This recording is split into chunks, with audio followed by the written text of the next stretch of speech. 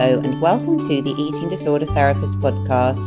This is a podcast to help you find peace with food and overcome disordered eating. And I'm Harriet Frew, aka the Eating Disorder Therapist. And I'm so excited to share with you all kinds of stories, tips, information and guest interviews to help you on your journey in finding peace with food. So thank you so much for listening today. Now today I have a guest on the show and I'm talking with Julia Trehane, who is an anorexia, orthorexia and compulsive exercise recovery coach who has overcome 40 years gripped by eating disorders. Julia is a podcast host, eating disorder coach, food freedom advocate and anti-diet culture campaigner. Julia uses her wealth of scientific understanding, applied with a huge amount of love, to help people all around the world to break free from eating disorders and love themselves once more. Having survived 40 years of anorexia, orthorexia and exercise addiction, Julia has a deep understanding of how it feels to be gripped by food prison, how the mind processes information in an eating disorder, and how to rewire your thoughts to break free and return to freedom forever. I'm really looking forward to speaking with Julia today to hear all about her recovery journey and how she's been able to heal following such a long time within the prison of eating disorders. I'm interested to understand the pivotal point that allowed change for Julia and how she maintains emotional and physical health today. I'm also keen to understand and explore the coaching work that she does with her clients. This is going to be a really inspiring episode. Let's get to the conversation. If you enjoy this podcast, you might wish to join my bite-sized eating disorder therapy membership. This is a place to get access to additional podcast content, short videos, and longer educational videos all about eating disorder recovery. You'll gain insights into the psychology of eating disorders and learn skills and strategies to support you on your journey. It's not a substitute for professional therapy, but a fantastic tool to support you along the way. Do check out the link in the show notes, only £5 a month. Hope to see you there. Hi, Julia. Thank you so much for coming on the podcast today. Oh, thank you so much for having me. So, Julia, could I get you firstly to introduce yourself to the listeners, please? Sure, yeah. My name's Julia Trehane. I'm an eating disorder recovery coach, and I'm fully recovered from anorexia, orthorexia, and exercise addiction that I lived with for about 40 years. Oh, no, gosh, that's an incredibly long time, isn't it, Julia? And very inspiring that you're here today out the other side. I have to say that. Thank you. Julia, so could I get you to tell us a little bit about your story, really, and sort of like, perhaps how things started off and then developed over the course of your journey? Yes, sure. It started actually when I was incredibly young. One of my earliest memories of being about 4 years old. And there was another little girl that was in our road who was also called Julia, and we used to play together and we were the same age. But she was called Little Julia and I was called Big Julia. And although I actually wasn't any bigger than the average child, I was just a week older than her.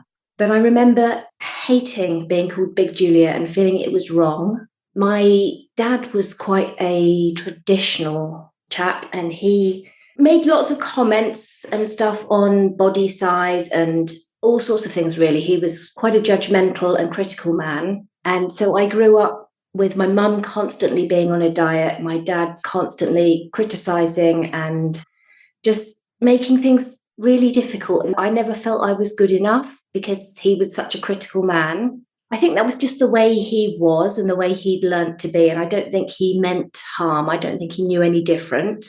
But it was just a really difficult time growing up. And I learnt very quickly that it was just safer to try and remain hidden. And then I wouldn't be in trouble and I wouldn't be criticized. And by the time I was about 9, I started to realize that staying small helped me stay hidden. And I also realized that it also helped numb my emotions, because that was another thing I was never allowed to show, was any emotion. My dad just couldn't handle it. And so realizing that not eating kept me small and helped me not feel any emotions felt like I was absolutely winning. It felt absolutely amazing. And I was finally doing something I was good at. And that kind of went on. By the age of about 11, I was really getting quite deep into the depths of anorexia. But I'd also learned to be incredibly manipulative and how to lie really, really well to my family and how to hide it and disguise it and deny it to everybody as well as myself a lot of the time. So I wore countless layers and just stayed out of the way. My parents had started to go through quite a messy divorce as well, so they were very preoccupied with their own issues. I think by the time I was about 15, school had enough of my excuses about why I needed to keep wearing jogging bottoms and a tracksuit and stuff for PE, and I couldn't get away with it anymore. And they forced me to put my PE kit on, which obviously highlighted how underweight I was. And they then called my family, and everything just went. Am I allowed to swear on this podcast? Yes, you can. Okay. Everything just absolutely went to shit. A complete shitstorm. Kind of got weight restored forcibly. Not my choice. I didn't want to, because the anorexia was my friend and it really helped me in my eyes. So I did get weight restored, but nothing in my head. I wasn't better at all. I left home at 16 and things actually got a lot better after that. And I felt a lot safer and felt a lot easier. And I met my husband when I was very young. I was only 18. And things were really good for a few years. I was still really funny about food and still restricted and still under-ate, but I wasn't really sick. And then I had my first child and he had anaphylaxis to egg, which was a life-threatening allergy. And so I started being really, really, really funny about what I cooked and what we ate as a family and making sure no egg was anywhere. And this kind of became an obsession. And I started to have everything cooked from scratch, and it had to all be organic, and it had to be, nothing could be processed, nothing could be prepared by anybody else. I had to do it all myself. And I just went like way, way further than I needed to. And in my eyes, I convinced myself that was all to protect my son and to make sure that nothing could harm him. So that's where the sort of orthorexia came in. And then I had another son and then another one. And by the time I had my third son, I was really back into restriction. I'd started exercise after my second son, and that had become quite obsessive as well. And I had to do it every day, several times a day. I didn't feel like I had any option.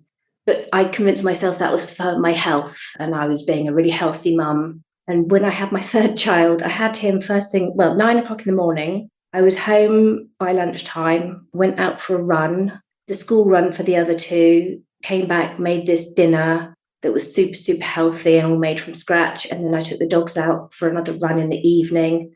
And I was back in my jeans within 3 days. And everyone was like, oh my God, you're amazing. Look at you, back in your jeans and stuff. And I didn't give my body a second to rest after having a baby, which was insane. When I look back, that was so disordered and so mean to my body. And things just kind of carried on like that in this weird existence that wasn't really living, where every day I worked out what the minimum I could eat, what I could get away with not eating, excuses I could tell people as to why I was having such a small amount, how much exercise I could fit in the day. And also perfectionism came into it hugely. I had to be as put together as I could possibly be, and my house had to be totally clean and tidy. And if my husband came home and left her keys out on the side, I'd get so stressed about it. And even other crazy things like TV volume had to be on an even number or a multiple of 5. And I counted all my steps and tracked all my movements and all my calories. And this just went on day after day after day for years. And I also struggled quite a lot socially. I had friends and they're incredible people. But when I was with them, I always felt like I wasn't quite with them. And I was always paranoid that when I wasn't with them, they were talking about me. And I became very paranoid about all sorts of things because I was so anxious all the time. And so worried about upsetting people. So I just did everything I could to please them all the time. It just was like this never-ending cycle until halfway through COVID, my dad died. And all those suppressed emotions and stuff started to come back up to the surface because I'd never processed them and never dealt with them and never even learned how. And they were sort of like spiraling. And I was like, this feels horrendous. I don't know how to cope with this. I'm going to restrict more. That helps. So I did, and it didn't help. So I restricted more and it didn't help. And so I just basically stopped eating completely and I was doing like 8 or 9 hours exercise every day. And things started to go downhill really, really fast then, as you can probably imagine. And I got kicked out of my gym, which just was the worst thing in the world to me, because I did CrossFit and my coach was like, "You're not safe to train. You're passing out. You're collapsing. This is not safe. You can't be here." And I totally respect what he did now. And it's completely the right decision, 100% for me and for the gym. But it was like my world had fallen apart because it was one of the things that I was clinging on to. And I started like passing out when I was walking the dogs and stuff. And I was just getting sicker and sicker. My ability to hide it and convince my family that I was fine was getting less and less and less. And I didn't know what to do. And I thought I was going mad, and I was terrified that I was going to be sectioned, because I used to work in psychiatric nursing. So it was like one of my worst fears to be sectioned. And I didn't know what to do. So I just thought, well, I'm just going to end this all because I can't cope. I can't manage. I can't see any future. And I got everything together to take my life because I really couldn't see any other way out. And I was just about to do it when some part of me, and I think it's the part that is a mum, said that you can't do this to your children. You can't leave them this legacy. And my love for them was stronger than my despair. So I didn't do it, and I reached out for help. And met an incredible coach who helped me so, so much. Did the helter-skelter journey of recovery and feel so passionately about raising awareness and helping other women that just feel like they've been in it too long, or they've just been stuck for too long, or it's too late for them to recover. Because it's not. If I can do it after 40 years, anyone can do it. Yeah, well, gosh, thank you so much for sharing your story. And I hadn't really appreciated actually how recently you had just sort of come out of all of this. Yeah, really incredible. And what a roller coaster. And I just think how incredibly brave you are so shortly after COVID, and when you've been through all this, being out in the world and supporting people and talking about this so openly. I can imagine that can't be that easy. It was really hard to begin with, so, so hard. But I feel so passionately about it because there are so many women in a similar situation to what I was in that just don't think that they have any other options. And it's just so important to me to raise awareness. Okay. So, Julia, is it okay if I just pick up on a few things, some of the things that you've talked about? Of course. Yeah. So I'm very sort of struck by sort of going back right to those sort of very early years. It was a lot for you, wasn't it, about kind of staying small, numbing your emotions, perhaps not being seen, causing trouble for other people, not wanting to cause trouble for other people.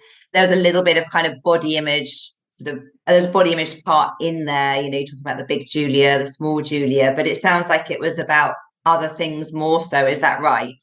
Very much so. Yes, it was really about not being seen, just being small enough to hide. Yeah, sure. And then obviously, like, you got out of home, and then that change of environment sounds like that was quite helpful for you, and you met your husband. But obviously, then there was the sort of the trigger perhaps with your first child, and the understandable anxiety, I guess, about managing the egg or not the egg, and all of that. But I'm wondering as well, once you were there was a lot of anxiety there, once you were sort of really in that kind of habit and ritual and pattern of following all the rules and the ED behaviours, I'm guessing there wasn't much perhaps room or headspace to step back and even think about what you were doing. You're probably almost just sort of getting through the day. Is that right? So when you were sort of, a busy mum, sort of back in that, when your children were younger and you were sort of very much following the ED rules.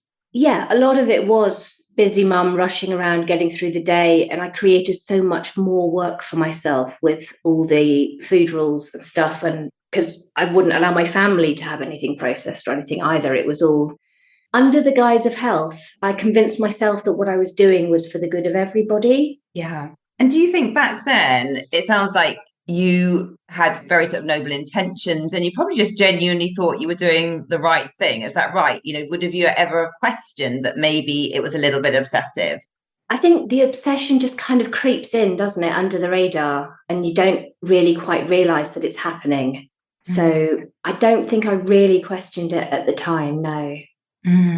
Sure. And then when you sort of very sadly lost your dad in COVID, it sounds like the emotions I guess, around that loss, but then around all the other emotions that have been suppressed, they sort of suddenly started coming out of the woodwork. And did that feel like something that you couldn't really control? It was something that was sort of just happening to you? Completely, yeah. I hadn't processed emotion. I hadn't cried since I was about 6 or 7 years old because I wasn't allowed as a child. I was told off. I was told, if you want to cry, I'll give you something to cry about.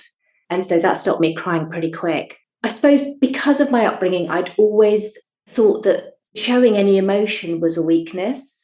And so I'd literally just buried everything and not processed anything, not felt any emotions. And so when they started coming up and they wouldn't not be felt, they were pretty insistent emotions that, like, this is the time you've got to let us go.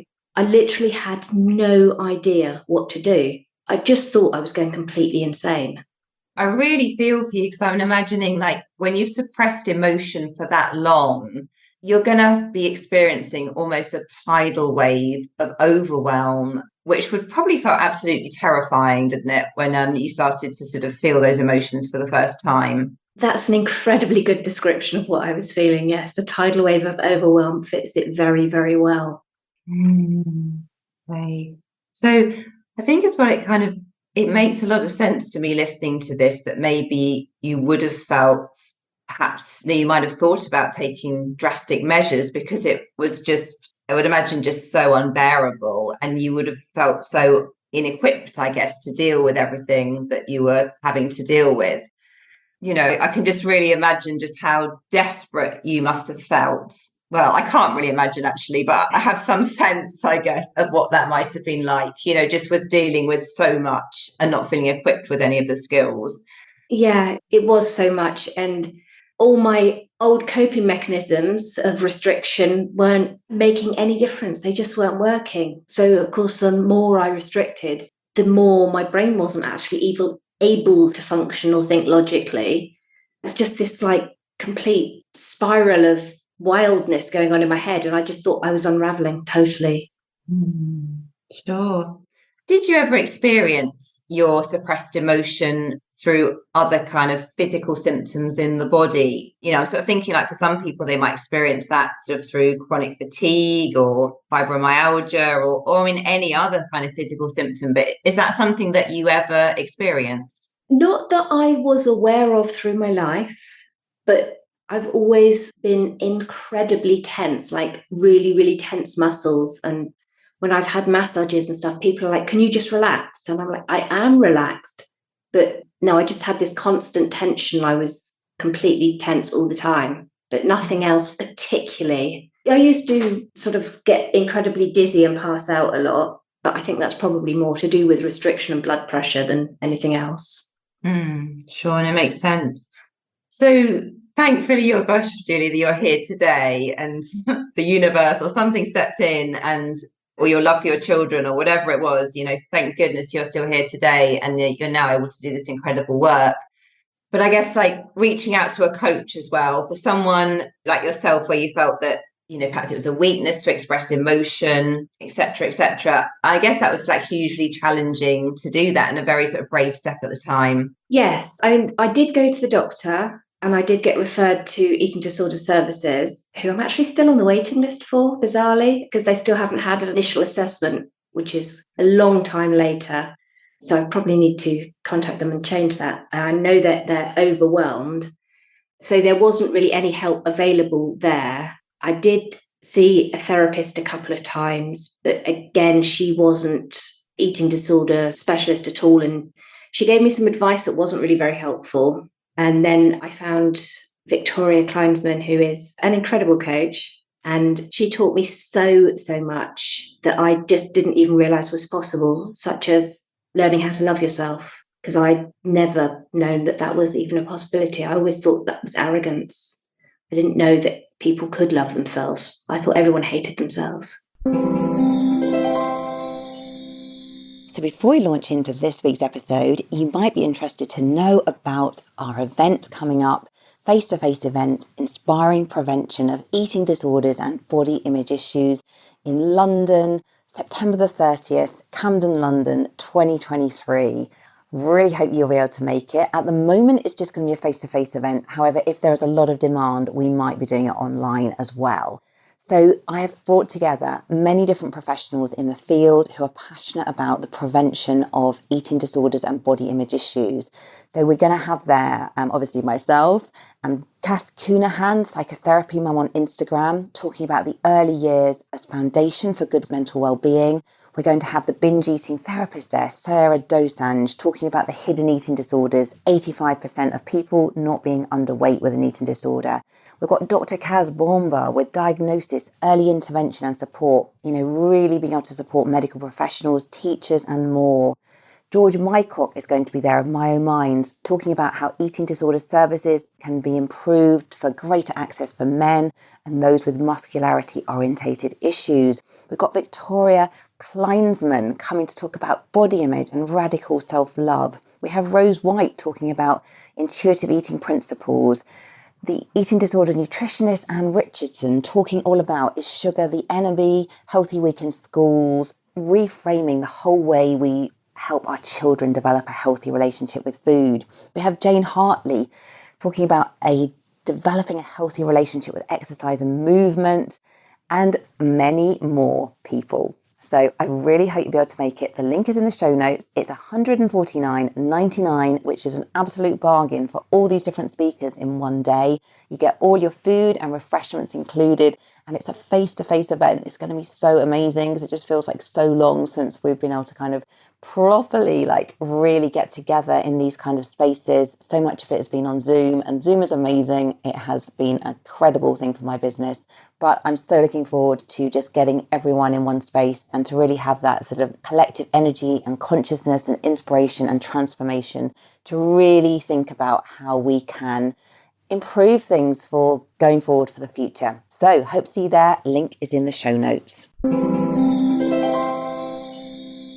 Okay, I didn't realise you worked with Victoria. I love Victoria. Yeah. Oh, she's incredible. That's really wonderful to hear. So in your work as well, sort of in recovery, I guess there's so many pieces, aren't there, to be looking at, the self-love, the nutrition, body image, dealing with emotions. But where was the starting point for you? Because I guess we're all a bit different in our recovery journeys. Yeah, well, initially I thought that I could just hand my problem over and somebody else would fix it, which turned out to be very untrue because I felt like I had nothing to lose. I'd had to stop work because I was a sports massage therapist, which is really physical. And so I wasn't physically able to do that. I'd been kicked out my gym and I'd been to the very depths of despair. So I just literally went all in and pretty much made recovery my full-time job and just did every single thing that was suggested to me and read every single book I could get my hands on, listened to every podcast, and just went almost obsessively, I suppose pretty obsessively into it and started to learn all about where it was coming from, what it was serving me for, why I had the eating disorder in the first place, what was I not facing, what was I not dealing with, and then started to unpick all the different aspects of the reasons why I had the eating disorder in the first place and working on each one. The actual eating was difficult, very difficult. I can't even count the number of times I just sat there feeling horrendously panicked, tears streaming down my face, because by this time I'd learnt to cry again, trying to eat a bowl of porridge. But with every bite was another step towards recovery. I love it that you said as well that you went really all in, because I think it is kind of necessary in recovery, isn't it? I guess there's various degrees of going all in, but I think recovery isn't something we can kind of just do on the side for like an hour a week. No, it's not. You don't restrict. The eating disorder is not an hour a week, is it? That's there all the time. So recovery also has to be there all the time. Yeah, absolutely. And I guess as well, when you're saying all in, because I think as well, sometimes when in sort of society and with YouTube videos and stuff, we think of all in as the sort of nutrition piece of things. But I guess when you're talking about all in, you're talking about all in terms of everything, aren't you? The psychology, the emotions, the food, absolutely, the body image. Everything. Yeah, completely. Because it's all interrelated, isn't it? It's all completely, it's a part of a big picture. The food actually was quite a small part of it in the end. Yeah, no, sure. Absolutely. It's not about food, it's about feelings. It's very true. Yeah. So can you talk as well, Julia, about the sort of nutritional side of it? Because I think obviously it is a really important part, isn't it? Particularly if you're recovering from anorexia nervosa and you're wanting to experience those benefits sort of physically and mentally to the brain in terms of being able to then engage more with the psychological side of things. So, when you said as well, I don't know how much you want to share with this, but when you went all in on the food, did you very much sort of jump in and sort of like suddenly allow yourself a whole range of things, or did you kind of do it quite incrementally with a meal plan so that it provided a bit more safety, or a mixture of the two? So rather than a meal plan, I had a meal schedule of like breakfast, snack, lunch, snack, dessert, dinner, dessert, snack. It just felt like so much because I was used to eating once every couple of days. So initially, it would be something really, really small at each time, just to start eating regularly. And then I would gradually increase, first of all, started to increase the meals to make them look different from the snacks, and then start to increase the snacks, and then look at the fear foods and the reasons why they were scary and what that was actually meaning. Because actually, a biscuit's not scary. It's not going to bite you. But it is scary because of what you make it mean. It was actually looking at all the reasons why I was scared, what they meant underneath, but working out that for each different thing. But mostly the fears, you've got all these foods you're scared of, but the fear is the same for each one. And I had a bit of an epiphany fairly early on that I realized that I was terrified all the time anyway. I was just so scared of everything. I couldn't make decisions. I just felt constantly anxious and afraid all the time. So if I was afraid anyway, I might as well just eat, because eating was scary, but I was scared anyway. And that made quite a big difference when I realized that. Yeah, no, sure. Well, it sounds like you're quite a helpful revelation, wasn't it? If that's realizing, actually, I'm kind of terrified anyway. So, yeah, I might as well be terrified and take the recovered action. And did you find, like, how did you deal with phases perhaps of being extremely hungry, or is that something you experienced in your recovery when you're on that kind of weight restoration journey? Yes, it took quite a while. It took me probably, I hadn't had hunger signals. I couldn't remember having hunger signals ever. I must have had them when I was young, but I couldn't remember the feeling. And I suppose it was about 4 months in when I was getting this really weird feeling and I didn't know what it was. And I actually messaged Victoria going, I've got this really weird feeling. She was like, oh my God, you're hungry. And then once the hunger signals actually started to kick back in, then I was really hungry. And it was kind of like wanting to eat, not wanting to eat masses, but wanting to eat so often that I was actually waking up 3-4 times a night to eat every night for ages. So, yeah, I just ate lots of times. Yeah, no, sure. And I think it's just helpful just to hear you say that out loud, because I think it can feel like you're eating all the time, can't it, in recovery? And it can feel a bit overwhelming, or it's too much, or you're worried about what other people are going to think. But I think it's just so validating for you to say that out loud, really. It's kind of a normal, healthy part of the recovery process, isn't it, to need to eat frequently? It is. I remember saying to Victoria before the hunger signals had come back in, saying that I don't see how the hunger signals are ever going to come back when you're making me eat so many times a day that I'm always full. So how am I ever going to feel hungry? And she's like, you will, it'll come back. Just be patient, just keep going. And she's absolutely right. It did come back. And other things came back that I hadn't really experienced before. And emotions, once I'd started to learn how to feel them, came back. A lot of that was really hard and really difficult to deal with. But on the flip side, I discovered that I had never been truly happy. I'd never felt joy. I'd never felt love. I knew intellectually that my husband's loved me, but I've never felt it. So all these things that come back, you've got the difficult stuff, but the flip sides are absolutely incredible, that you just don't realize what you've missed. Yeah, and I think again, just so helpful for you to say that out loud. So I think an eating disorder, it numbs emotions, doesn't it? But it numbs all the emotions. Like you miss the excitement, the joy, the contentment, the love, the inspiration, as well as perhaps the more difficult emotions that you're trying to avoid. Yeah. Yeah. And I didn't realize that you could feel so good and that you could feel love in your heart. I just thought it was like an intellectual thing that, oh yeah, someone says they love you. That means they're going to be loyal to you. But I'd never felt it. And it feels incredible. So I'm imagining as well, this has probably like changed your relationship with your husband for the better, like, hasn't it, incredibly, this whole recovery journey? So much. Yeah. More than you can imagine, quite honestly. Yes, so much. Obviously, other feelings I didn't have either, and that I now do. And yeah, our relationship is so much better. Oh, it's lovely to hear that. I think it's just wonderful. I'm sure he must be so thrilled to see you out the other side of this, or coming out the other side of this as well. Yeah, he is. He's super proud of me. Oh. So, Julia, can you talk as well a bit about the emotional side? Because of, as we were talking about before, like the sort of tidal wave of emotion that we would understandably expect after some emotional suppression for so long. So I'm imagining for you in recovery, you probably would have had a lot of meltdowns, crying, feeling just absolute overwhelm, terror, rage. I mean, is that right? Yeah, pretty much.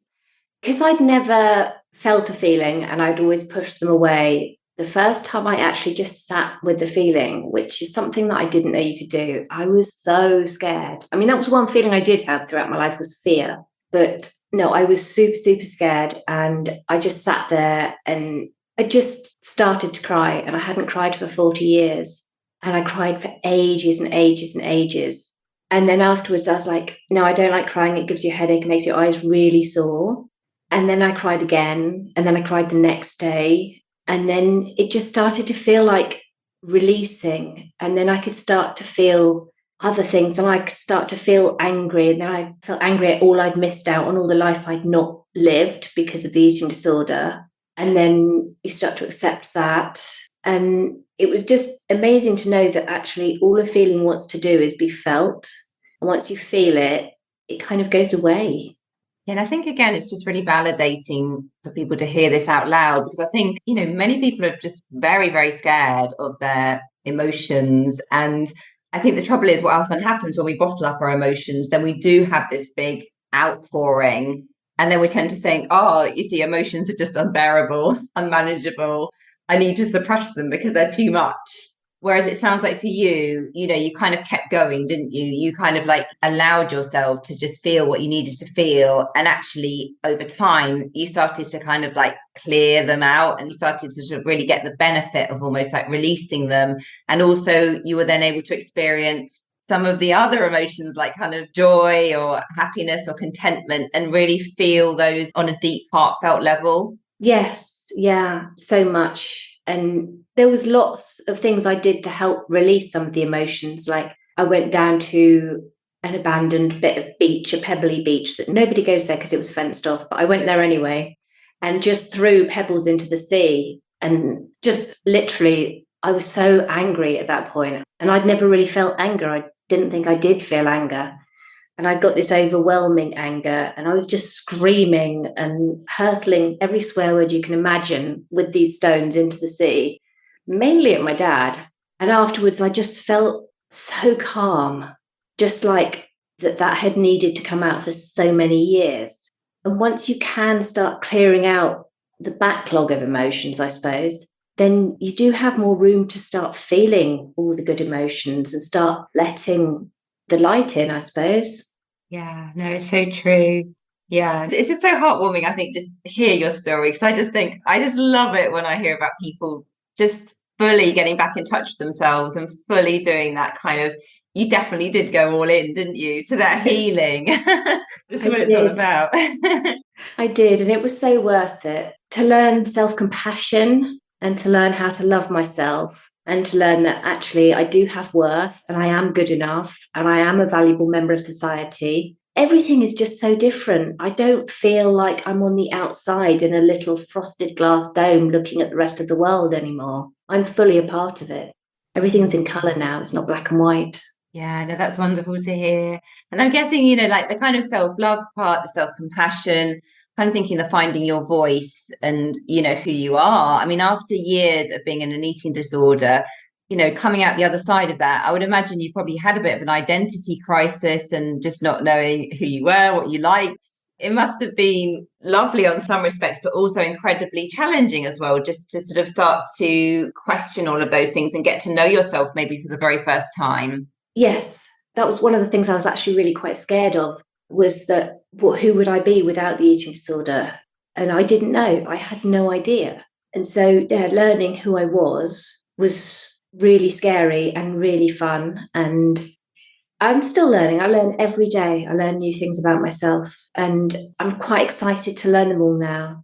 I also had to learn what I liked and what I disliked, and even what foods I liked. I didn't even know what I liked to eat.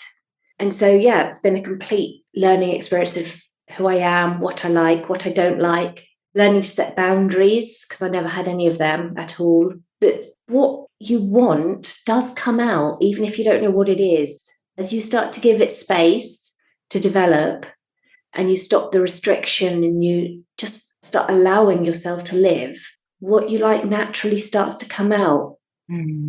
Yeah, no, it's wonderful to hear, isn't it? I think for anyone listening as well who's feeling just a bit terrified and overwhelmed about how all of this could be possible, I think it's very true, isn't it? Once we start to do that healing work and we start to sort of slow down and we kind of just give ourselves space just to be, we do start to get back in touch with who we once were, maybe, or even just rediscovering ourselves for the very first time. And that can be a really wonderful experience, can't it? And it's never too late to do that. It's never too late, not at all. Anybody can recover if they really want to. It's not too late, and you've not been in the eating disorder too long. There is always hope. There's always a chance. So, Julia, you now offer kind of coaching support to people who are struggling themselves with anorexia, orthorexia, or exercise addiction. Is that right? It is, yes. So if someone is keen to work with you or wants to perhaps get in touch with you, where is the best place for people to find you and make that connection? Okay, I have a website, which is juliatrehane.com, Instagram, which is at Julia Trehane. I also have my own podcast, Fly to Freedom, which I do solo pods and guest interviews. Just through Instagram or my website. I also am currently offering people who haven't really heard of recovery coaching, and I'm not entirely sure what it is, the opportunity to have a week's try to see how they get on and what they think of coaching and whether it's right for them, because obviously everybody is different and everybody has different needs. Oh, yeah, well, that sounds like wonderful for people. So I'm sure you'll have some people taking you up on that. I'll make sure, Julia, that information is in the show notes. Thank you. That's great. So, Julia, what would you say as well to anyone who's listening today, who's just really feeling very desperate and stuck, and perhaps has been stuck in an eating disorder for a long time? What sort of message would you pass on to them? That asking for help is not a weakness. Showing your vulnerability is actually a strength. And inherently, most people are good and will want to help you. It's okay to be where you are, but there is a really incredible future that awaits you if you just want to grab someone's hand and take that first step. Hey, I think wonderfully comforting and inspiring words. So thank you. Oh, thank you. Thank you so much for having me. Yeah, well, thank you so much, Julia. I really appreciate you coming on the podcast. I really appreciate you for sharing so openly. And I think, just to inspire so much hope about what is possible.